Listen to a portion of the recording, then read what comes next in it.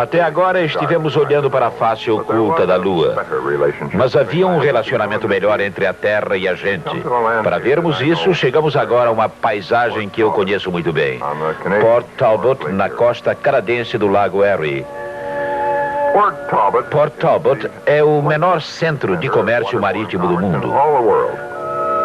Nos últimos 100 anos, toda a carga comercial recebida aqui poderia ter sido levada em um barco a remo. E, no entanto, este porto montanhoso também tem suas lições a dar em matéria de terra e gente. Em 1803, um jovem irlandês, recém-saído do serviço militar de Sua Majestade, chegou a estas paragens. Seu nome era Thomas Talbot. Ele foi sepultado aqui a 2 ou 3 milhas de Porto Talbot. É um lugar pequeno e bonito. Os colonos vinham das terras altas escocesas, um tipo de gente que o coronel Potter Greatley não aprovava. São os piores colonos, disse ele certa vez. Os ingleses são os melhores. Mas os escoceses, como meus antepassados costumavam se chamar, estavam disponíveis em grande número nessa época. Vocês se lembram da limpeza das terras, do êxodo e da expulsão da gente para dar espaço aos carneiros, que mostramos no primeiro capítulo. Muitos daqueles que foram expulsos acabaram aqui.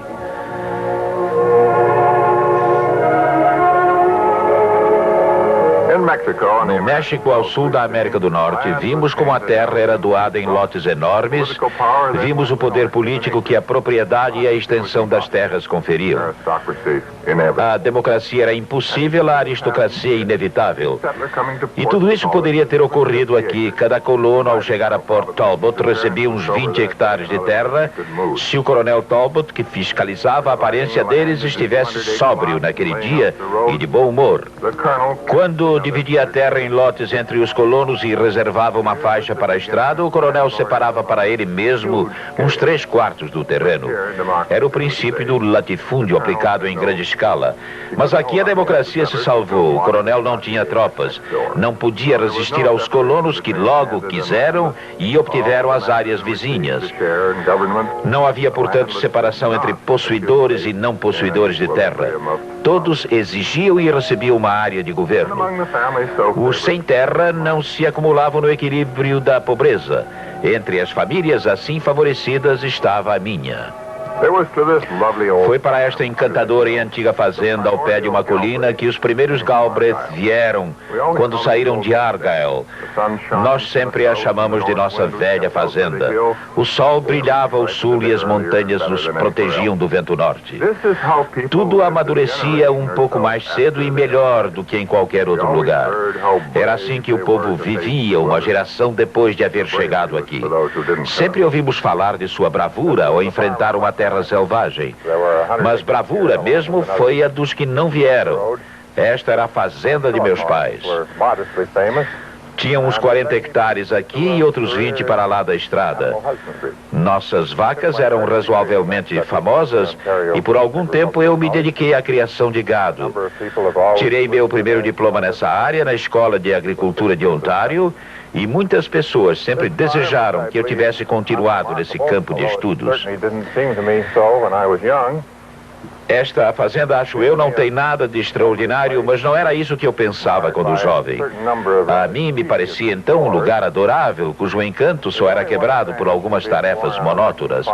Só há uma vantagem em nascer numa fazenda onde você tem que ganhar a vida. É que depois disso nada mais parece realmente trabalho. Foi nestas fazendas e em outras, do outro lado da fronteira, nos Estados Unidos, que aconteceram as últimas grandes aventuras da colonização.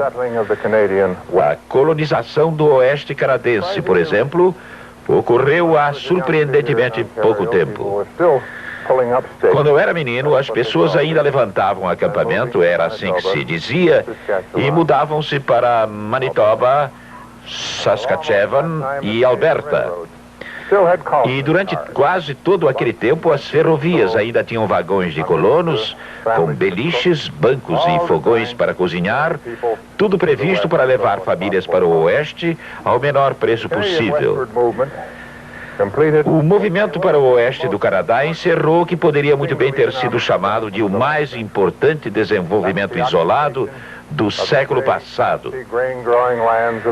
A ocupação pelos europeus das mais extensas terras virgens do mundo para plantar cereais. Essas terras nos Estados Unidos, na Argentina, na Austrália e nas pradarias do Canadá produzem hoje 1/5 dos cereais do mundo e a maior parte dos excedentes exportáveis. Muita gente pensa que são os países pobres e densamente povoados do terceiro mundo que trabalham a terra e suprem de alimentos e matérias-primas as áreas industriais da América do Norte e da Europa. Essa visão é o inverso da realidade. Os maiores fornecedores de alimentos, inclusive para o terceiro mundo, são o Canadá e os Estados Unidos. Esse alimento vai para a Índia alimentar o povo, que não pode escapar ao equilíbrio da pobreza. Entre os escoceses com quem me criei, nenhum era rico, mas poucos eram pobres. Todos tinham sua fazenda e sua casa própria. Na minha mocidade, tinham até um carro modelo T, com o qual nem poderiam sonhar os que haviam ficado na Escócia. Mas alguns tiveram que sair até mesmo de Ontário, uma região tão favorecida.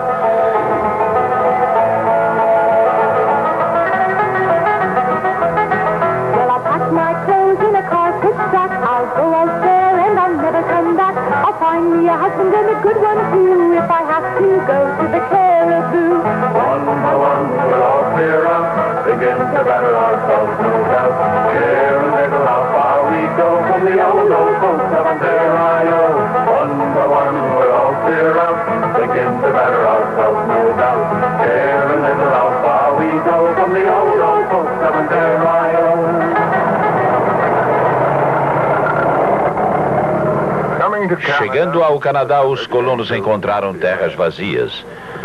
O instinto democrático implantou a democracia, a propriedade imobiliária, e isso ajudou a implantar um governo democrático.